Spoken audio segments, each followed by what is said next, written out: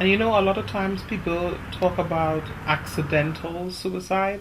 There's no such thing as accidental suicide. If you overdose and you didn't intend to overdose, that's not suicide. They don't see a way out. They think that's the easy way out, or in their there's a gazillion reasons why somebody might say why they've done something.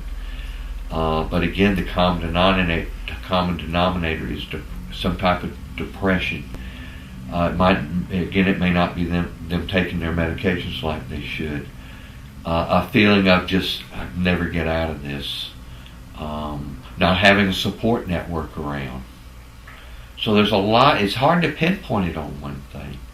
A lot of folks could have alcohol, substance abuse issues that can manifest some other problems. So things like that. Well, we know that Paris is currently in a hospital here in Southern California. She's been placed on a psychiatric hold. Now, physically, she is going to recover from her injury. She cut one of her wrists. However, this definitely was a very serious suicide attempt. They don't understand what she was going through, how long she might have been experiencing that. Maybe she sought help and maybe she didn't get help.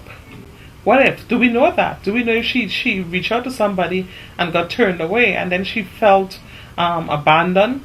You know, maybe she felt so humiliated. Who knows how long the bullying was going on for and what it did to her feeling as a person, as a human. You know? You see, sometimes we can't assume why somebody does that act. And they can't assume that she could have just chosen some other thing. Well, we could say that because we would have chosen something else, right? But we don't know if she had all these options. What if she had no support system? What if she had no help? What if she had no source of strength? What if she had no options? Then, to her, the only desirable thing is not to be here. With self-assisted suicides. That is going to be a big controversy coming up. And that is going to open the door to this conversation about suicide in general.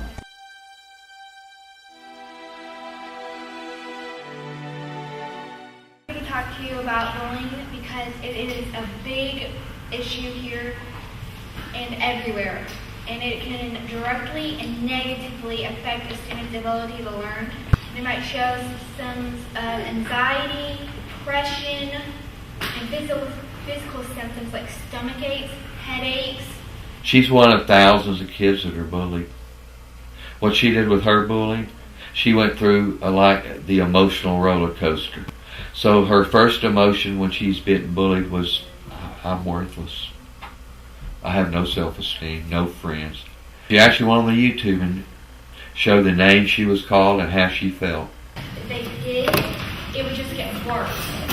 Because once you tell an adult or something, you're no longer anonymous, and then the bully's just going to come after you harder and meaner, basically. If we deal with that the way it should be dealt with, that should not happen.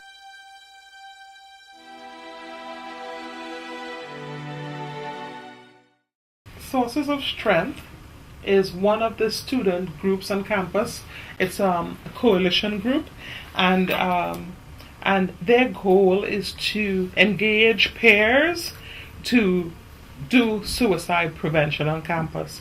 The whole idea is to work with mentors on campus, different mentors, to encourage individuals to think of all the different sources of strength that they could find around the campus, which could be friends, which could be RDs, RAs, professors, counselors, administrators, whoever they could identify with, even their own peers, to find those sources of strength and indicate and make sure you indicate to yourself and to them that you're my source of strength. You go into school and you work with the youth and they take ownership and they affect some change.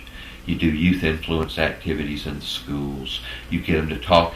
More change will come from the peers talking to themselves than an adult coming in and preaching to them or lecturing. So you kind of affect change that way.